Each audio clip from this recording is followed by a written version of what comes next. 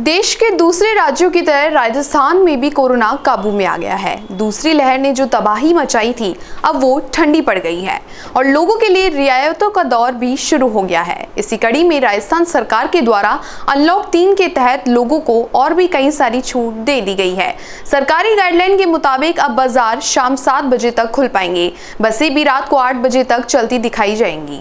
इस बार निजी वाहनों को भी छूट दी गई है और गाड़ियों के जरिए रात 8 बजे तक आवाजाही की जा सकती है। पेट्रोल पंप भी रात 8 बजे तक खुले रहेंगे और मंदिरों को खोलने की भी अनुमति दे दी गई है। रविवार को वीकेंड कर्फ्यू जारी रहेगा। 1 जुलाई से फिर हो पाएंगी शादियां। गाइडलाइन में एक बड़ी घोषणा शादियों को लेकर भी कर दी गई है। अब 1 जुलाई से शादी समारोह फिर शुरू होते दिख जाएंगे, लेकिन लोगों की सीमा पहले ही तय कर दी गई है। शादी में 40 से ज्यादा मेहमानों को नहीं बुलाया जा सकता है। वहीं कार्यक्रम को भी शाम 4 बजे तक खत्म करना होगा। इसके बाद शादी कार्यक्रम को आगे बढ़ाने की अनुमति नहीं मिलेगी। अब सरकार की तरफ से कुछ पाबंदियां इसलिए रखी जा रही हैं क्योंकि हाल फिलहाल कोरोना की दूसरी लहर से मुक्ति मिली है। कोरोना अभी भी आसपास ही है। नए वेरिएंट को लेकर चिंता।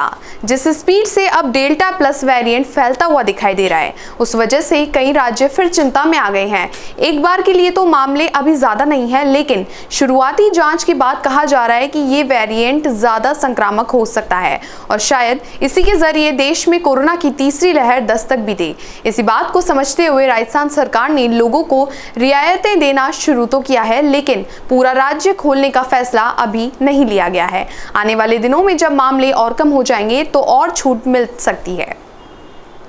टीकाकरण के मामले में तेज स्पीड। वैसे अब कोरोना मामलों पर तो अंकुश लगा ही दिया गया है। इसके अलावा टीकाकरण की रफ्तार को भी काफी ज्यादा कर लिया गया है। शनिवार को राजस्थान में 10.45 लाख लोगों का टीकाकरण किया गया। ये राजस्थान का अब तक का सबसे बड़ा आंकड़ा है। ऐसे में इस खास मौके पर राज्य के स्वास्थ्य मंत्री रघु शर्मा ने तमाम चिकित्सा कर्मियों को बधाई दी। उन्होंने कहा कि यदि केंद्र सरकार से राज्य को निरंतर वैक्सीन उपलब्ध होती रहे तो विभाग प्रतिदिन 15 लाख लोगों का टीकाकरण करने की क्षमता रखता है। चिकित्सा मंत्री ने कहा कि राजस्थान में कोरोना प्रबंधन से लेकर वैक्सीनेशन तक देश भर में धाक जमाई गई है। खुशी की बात यह है कि देश भर में सबसे पहले 50 लाख वैक्सीनेशन डोज राजस्थान में लगाए गए हैं।